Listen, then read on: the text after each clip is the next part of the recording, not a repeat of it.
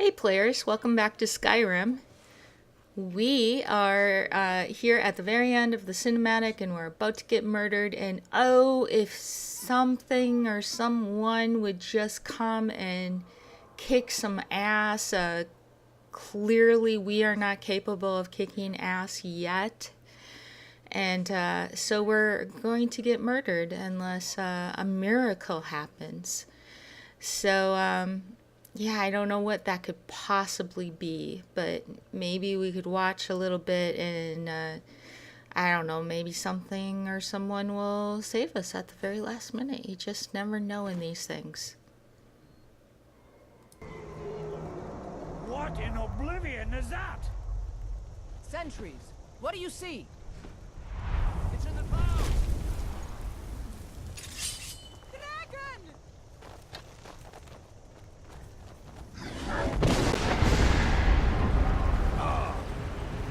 Don't just stand there. Guards, get the townspeople to safety!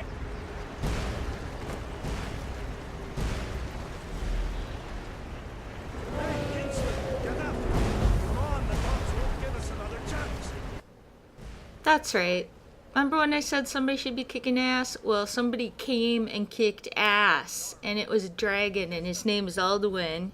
And he's not just any dragon, he is the dragon. He is a god, basically. And he is the dragon that has been prophesied to come back and mess everything up. So here you are, you're at Unbound. Finally, you're playing this game. Oh my god, this guy goes, hey, run up here, let's run up here. Come on, run up here. And this is the guy you were captured with. And this is Alduin. Say hi. He says, Tor Shul, and looks at you funny, and then flies away, leaving you a little bit singed. And then you're told to take a jump off of this hole after the dragon, and you do for some reason. Because it's kind of all you can do. So you're running, you're like, oh my god, what am I doing? Where am I going? Oh my god, there's a dragon. Oh, fuck, what am I doing? So, so cool. Okay, so you have a couple of choices, sort of choices. This is that soldier that was so sympathetic about how he was going to let your head get chopped off. He is a good schmuck who believes in the Imperials, and he is going to help you escape. And you know, because he doesn't hate anybody. He just believes that the Imperial Army is Skyrim's best chance at peace or whatever. I don't know. He's a very silly man, but he's all right. So you follow him. It's kind of the only choice you have, and you're trying to escape into this keep. So at this point, you actually have a choice. You have a choice of two doors. The door on the right, you will be escaping with Ralof, and he's a Stormcloak. If you go to the other one, that's on the farther around the corner on the left, you'll escape with Hadvar, the Imperial soldier. It doesn't matter that much which one you choose.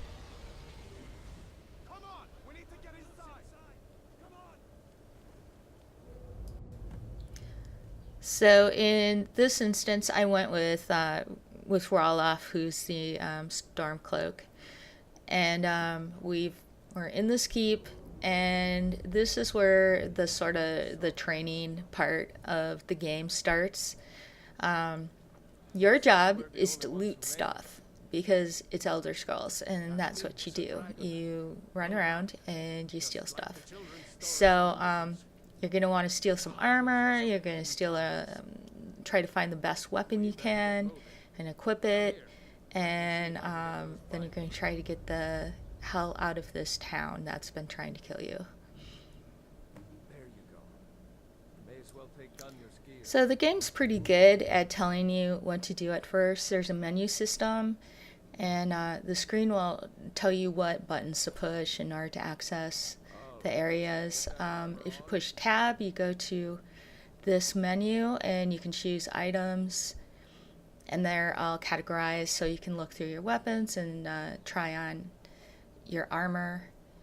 And so you just want to try to put on the best armor you can, and you'll be upgrading all the time. There's a little bar along the bottom that tells you the stats of whatever the item is, and it'll have a little number that'll tell you if it's an upgrade or a downgrade.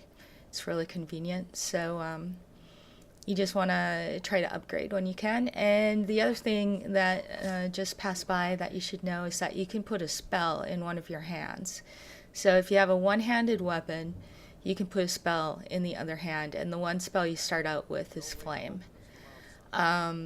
If you can only you use spells like you use a weapon. So if you have a one-handed weapon and a free hand, you can use a spell in that hand. But if you have a shield or a two-handed weapon, then you don't have any free hands.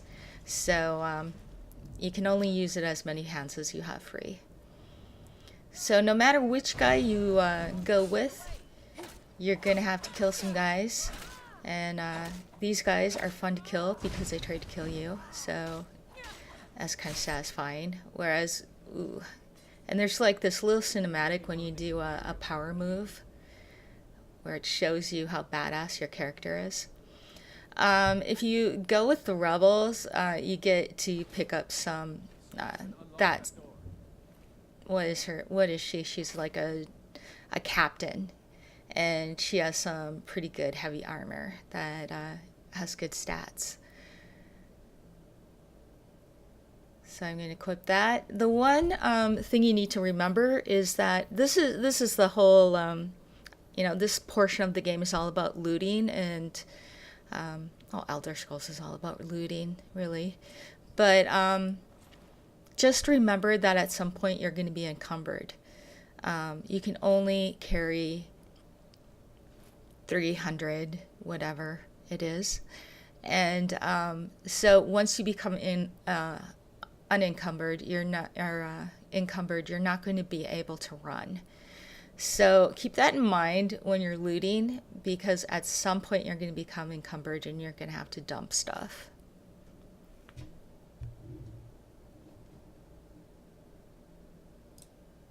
Another thing to keep in mind is that light armor is quieter than heavy armor. So it kind of depends on what kind of character you want to be. If you want to be a warrior type that wears heavy armor, you can do that. But if you want to be a sneak, if you want to be a thief and sneak a lot and use magic and stuff like that, you're going to want to go with lighter armor. Lighter armor is always going to be quieter. So at this point in the game, we're about to go into a series of rooms that will end this first mission. So I'm going to stop the video here and pick it up in part 3.